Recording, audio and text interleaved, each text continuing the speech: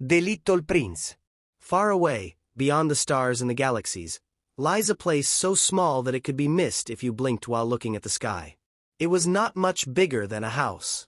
And yet, on that tiny planet lived a boy with golden hair, a soft laugh, and a curious spirit. He was known simply as the Little Prince. His home was a small asteroid called B612. On his little planet, there were 3 volcanoes, 2 active and 1 extinct, and a beautiful rose unlike any other in the universe.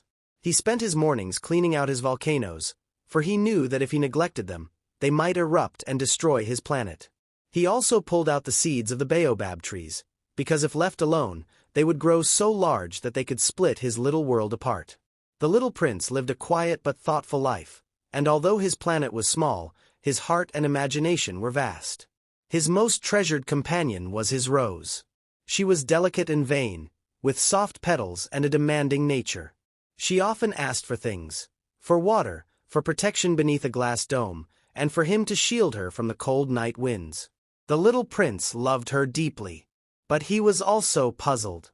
She sometimes seemed proud and ungrateful, and he was too young to understand the mystery of love, that true love often carries both joy and pain. And so, though he adored her, he began to feel restless and confused. One morning, he decided to leave his planet and travel among the stars, searching for wisdom, adventure, and answers. He cleaned his volcanoes carefully, placed his rose under her protective dome, and whispered goodbye. The rose, trying not to show her own sorrow, told him softly, "Be happy, Little Prince. I love you, but you must not linger here. Go, and do not be burdened by me." Though she spoke bravely, the prince could see her tears shining beneath her petals. He left with a heavy heart, not knowing that his love for her would guide him through all his journeys. The King Crown. On the first planet, he met a king who ruled over nothing but imagined subjects. The king wore a magnificent robe and spoke with authority, insisting he was the ruler of the stars. But when the little prince looked around, there were no people to command. "Then whom do you rule?" the prince asked. "Everyone," declared the king. "I am the master of all things. If I command the sun to set, it sets, but I must wait for the proper time, of course." The little prince realized that the king's power was an illusion. He respected the king's dignity but left, thinking, grown-ups are strange. They care more about authority than about truth. The Vain Man Gemstone. On the second planet lived a man who loved nothing more than admiration. "Clap your hands," he told the prince. When the prince clapped, the man tipped his hat and bowed grandly. "Do it again," he insisted. The little prince grew tired quickly. "But why do you enjoy this so much?" "Because I am the most handsome, the most intelligent, and the most admired man in the whole world," he replied proudly.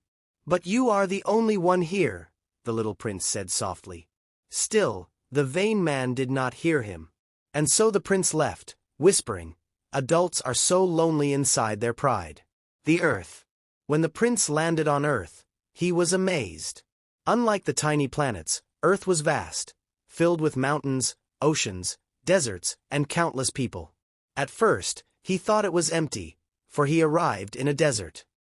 He met a snake there who said mysteriously, "I can send you back to where you came from, more quickly than any ship. I carry death, but also release." The prince did not understand, but he remembered the snake's words.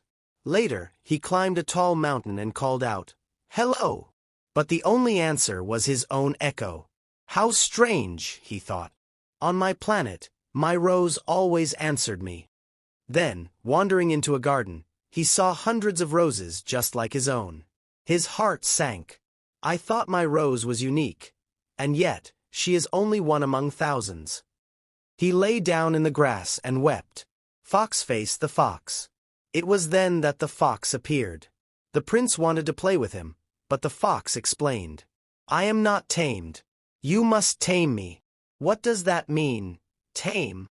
"It means to create ties. To me, you are just a little boy like 100,000 others. But if you tame me, I will need you. You will be unique in all the world, and I will be unique to you." The prince listened carefully. He began to visit the fox every day. At first, They kept their distance, but slowly they grew closer. They shared silence, then laughter, then trust. Finally, the fox said, "You see, it is only with the heart that one can see rightly. What is essential is invisible to the eye." The prince understood. His rose was indeed unique, not because she was the only rose in the universe, but because she was his rose. He had watered her, protected her, and loved her. That made her unlike any other. The fox wept when the time came to say goodbye. You are responsible forever for what you have tamed. Remember that. The little prince carried this lesson in his heart. The meaning. Years have passed, but the pilot never forgot the little prince. Sometimes, when he looks at the night sky, he hears laughter like the ringing of tiny bells. And he wonders, somewhere on a small star, is a boy with golden hair caring for his rose? The story of the little prince is not about planets or stars, but about the things that matter most. Friendship, love, and the responsibility we have for those we cherish. For what is essential is invisible to the eye. It can only be seen with the heart.